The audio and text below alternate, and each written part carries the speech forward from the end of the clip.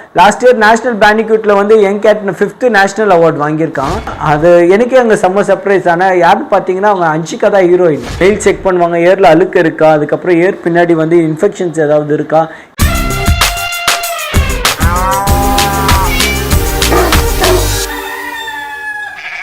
Sir ஆக்சுவலாக வந்து என் office வந்து சென்னை தான். சம்டைம்ஸ் நான் பெங்களூர் ஆஃபீஸ்க்கு நான் ஒர்க் பண்ணுவேன் நான். ஸோ அந்த மாதிரி டைமில் இல்லை என் வீட்டில் குட்டி போடுற டைமு, ஸோ அந்த மாதிரி கேட்ஸ்லாம் எனக்கு ப்ராப்ளம் கிடையாது. எங்கள் அம்மா வந்து பர்ஃபெக்டாக பார்த்துப்பாங்க. அதுவும் இல்லாமல் என் தம்பி இருக்கான். ஸோ இவன் தான் என்னோடய தம்பி. 10th ஸ்டாண்டர்ட் படிக்கிறான். உட்கார இவன் வந்து 10th ஸ்டாண்டர்ட் படிக்கிறான். ஸோ பார்த்தீங்கன்னா வந்து எனக்கு சம் விஷயம் எனக்கு தெரியும். இன்கேஸ் தெரியலன்னா இவன் யூடியூப் எல்லாம் பார்த்துட்டு அதோட இது பண்ணுவான். இப்போ டெலிவரி டைம் அந்த மாதிரி டைமில் இவனே ஹேண்டில் பண்ணுவான். கிட்டன்ஸ் பிறக்கும் போது இவனே வந்து ஃபுல்லாக க்ளீன் பண்ணி அதை வந்து ஃபுல்லாக காட்டன் வச்சு தொடச்சி மதருக்கு தேவையானது எல்லாமே இவங்க பண்ணிவிடுவாங்க.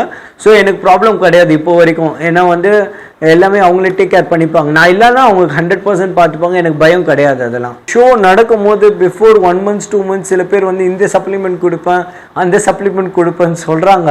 பட் ஆனால் எனக்கு அப்படி ஒன்றும் பெருசால ஃபீல் ஆகலை சார். நான் வந்து ஷோ டேட் சண்டேவா, ஓகே சாட்டர்டே வந்து சென்னை, எப்படியாவது சாட்டர்டே நைட் நான் சென்னைக்கு வந்துடணும். ஏன்னா சண்டே ஷோ இல்லை. ஸோ அதனால நான் ரெடியில் பண்ண மாட்டேன் சார். எல்லாம் இவங்க தான் என் கேட்ஸு. இவங்க வந்து ஃபர்ஸ்ட் அடித்தாலும் என்னோட கேட்ச் தான், லாஸ்ட் அடித்தாலும் என்னோட கேட்ச் தான். பட் ஆனால் அடித்தது கிடையாது. இவனுங்க எல்லாமே best of the breed, best of the show அந்த மாதிரி தான் அடிச்சிருக்காங்க. லாஸ்ட் இயர் நேஷனல் பேண்டிக்யூட்டில் வந்து young cat 5th national award வாங்கியிருக்கான். இன்னொரு கேட் வந்து 7th நேஷனல் அவார்ட் வாங்கியிருக்கான். இந்த இயரும் அனௌன்ஸ் பண்ணியிருக்காங்க நேஷனல் அவார்டு இருக்குன்ட்டு. பட் ஆனால் வந்து ஃபைன் நான் போய் வாங்க போகிறது கிடையாது. மும்பை என்னால் போக முடியாது அவார்டு வாங்கிறதுக்கு. ஸோ டைம் இருந்தால் போவேன், இல்லைனா வந்து பட் ஆனால் பெருசாலாம் நான் வந்து ட்ரெயினில் பண்ண மாட்டேன் சார் கேட்சே. ஏன்னா நான் எல்லாம் சின்ன வயசுலேருந்து எங்கிட்டே வளர்றாங்களா, நான் கூப்பிட்டோன்னு வருவாங்க. அண்ட் வந்து எல்லா மூவிஸ்லேயும் அதுதான் எதிர்பார்ப்பாங்க. நான் கூப்பிட்டா கேட்ஸ் வருமானு தான் அவங்க செக் பண்ணுவாங்க. எல்லாமே 100% வருவாங்க என்கிட்ட. சார் ஆக்சுவலாக வந்து ஃபேஸ்புக்கில் ஒரு போஸ்ட் போட்டிருந்தேன். அதை பார்த்தோன்னு ஒரு டேரக்டர் பார்த்துட்டு என்னை கூப்பிட்டாரு. ஸோ என் மூவிஸில் பண்ணுங்க இனிமேட்டு. எனக்கு பேக் டு பேக் 2 மூவிஸ் இருக்குது. நான் அப்போ 2022 நினைக்கிறேன் ஃபர்ஸ்ட் மூவி பண்ணது. சொன்னாங்க சரி ஓகே சார் பண்ணுறேன், உங்கள் கேட்ச் சொல்கிற பேச்செல்லாம் கேட்குமான்னு கேட்டார். சரி நீங்கள் வேணா வாங்க ஒரு வாட்டி என் வீட்டுக்கு வாங்கன்னு சொன்னால் அவர் வந்து சும்மா யதார்த்தமாக தான் வந்தார். அவர் ரிட்டர்ன் போகும்போதே வந்து தம்பி நாளைக்கு கேகே நகரில் ஷூட்டிங் இருக்குது, நீங்கள் உங்கள் கேட்ச் எடுத்துகிட்டு வாங்க ஃபோட்டோ ஷூட்டுக்கு. நான் ஃபஸ்ட்டு ஃபோட்டோ ஷூட் இருக்கு இவங்கள தான் நான் எடுத்துகிட்டு போயிருந்தேன். இவ பேர் வந்து சில்வர் இவன். ஸோ இவளை எடுத்துகிட்டு போயிருந்தேன். அது எனக்கே அங்கே செம்ம சர்ப்ரைஸ். ஆனால் யாருன்னு பார்த்தீங்கன்னா அவங்க அன்ஷிகா தான் ஹீரோயின். ஸோ அவங்க படத்தில் இவ தான் நடிச்சிருக்கான். ஸோ அவங்க அந்த ஷூட்டிங் ஸ்பாட்லேருந்து அப்படியே ஒருத்தவங்க கிட்டத்தட்ட மூவிஸில் வந்து எல்லாத்தையும் நான் கவர் பண்ணிட்டேன். நிறைய செலிப்ரிட்டிஸ் வந்து என்னோடய கஸ்டமர்ஸாக இருக்காங்க. அவங்க நிறைய பேர் வந்து ஃபோட்டோ ஷூட்ஸ்க்கு எல்லாமே அண்ட் ஷார்ட் மூவிஸ்க்குலாம் எனக்கு நிறைய ரெக்கமெண்ட்ஸ் வரும். சண்டேனா நான் மோஸ்ட்டாக இருக்க மாட்டேன். ஏன்னா மூவி ஷூட்டிங்ஸ் அந்த மாதிரி தான் பிஸியாக இருப்பேன். இப்போ பெரிய மூவிஸ்னால் இப்போ நான் ஆக்சுவலாக ஹீரோ பேர் சொல்லக்கூடாது சொல்லியிருக்காங்க. ஸோ அந்த மூவிஸ் நான் பண்ணிகிட்டு இருக்கேன். சரி ஆக்சுவலாக வந்து பார்த்திங்கன்னா இது ஜெயிக்கிறது கிடையாது. அவங்க வந்து எப்படி இருக்குன்னா கேட்ஸை வந்து எப்படி அவங்க ஜட்ஜ் பண்ணுவாங்கன்னா, கேட்ஸ் வந்து ரிங்கில் வந்து அந்த ப்ளே பண்ணுதான்னு செக் பண்ணுவாங்க. பாயிண்ட் நம்பர் 1 எப்படின்னா ப்ளே பண்ணும்போது ஒரு பாடி ஸ்ட்ரக்சர் ஃபுல்லாக விரியும். ஸோ விரியும் போது கேட்சோட பர்ஃபெக்ஷன் எப்படி இருக்குது, ஸ்ட்ரக்சர் எப்படி இருக்குன்னு ஃபஸ்ட்டு அவங்க அது பார்ப்பாங்க.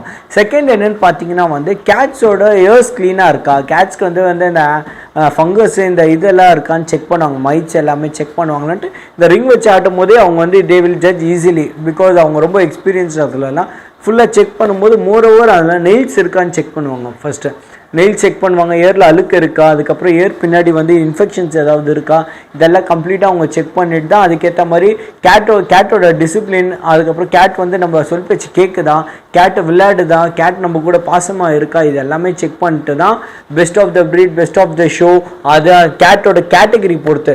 இப்போ வந்து பார்த்தீங்கன்னா வந்து பெஸ்ட் ஆஃப் த ப்ரீடு வந்து என்னோட ஸ்ட்ரீட் கேட் சொன்னேன் பார்த்தீங்களா, நான் வந்து குட்டியில் ஒன்று எடுத்துகிட்டு வந்தேன்னு சொன்னேன் பார்த்தீங்களா, லாஸ்ட் ஷோவில் அவன் தான் அடித்தான் பெஸ்ட் ஆஃப் த ஷோ. ஏன்னா என்னென்னா அவங்க எல்லாமே ஹியூமன்ஸோட ரொம்ப மிகிலானால அவங்களுக்கு புதுசாக ஆளுங்களை பார்த்தா பயம் கிடையாது என் கேட்ஸுக்கு எல்லாமே. ஏன்னா வந்து வீட்டில் ஆளுங்க அதோ மாடிக்கு அவங்க தனியாக போயிட்டு தனியாக வருவாங்க. பக்கத்து வீட்டு ஆளுங்களை பார்த்தா அக்ரெசிவ் கிடையாது. அவங்க இப்படி இது பண்ணால் போதும், அவங்க கூட போய் உட்காந்துட்டு ப்ளே பண்ணிட்டு வரும். ஸோ எனக்கு அது ஒரு இதாக தெரியாது.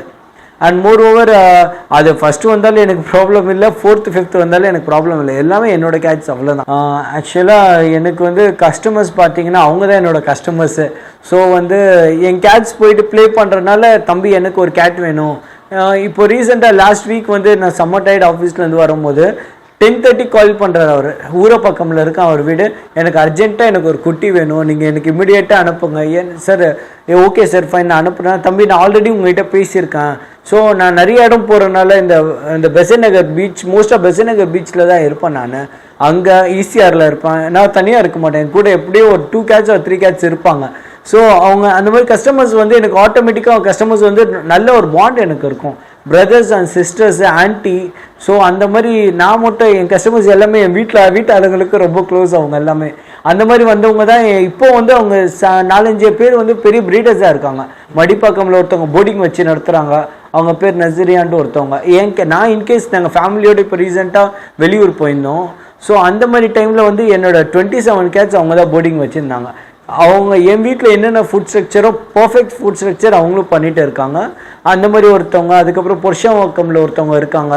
அந்த மாதிரி கஸ்டமர்ஸ் வந்து is a brother and sisters. அந்த மாதிரி பாண்ட்ஸ் எனக்கு கிடச்சிருக்கு.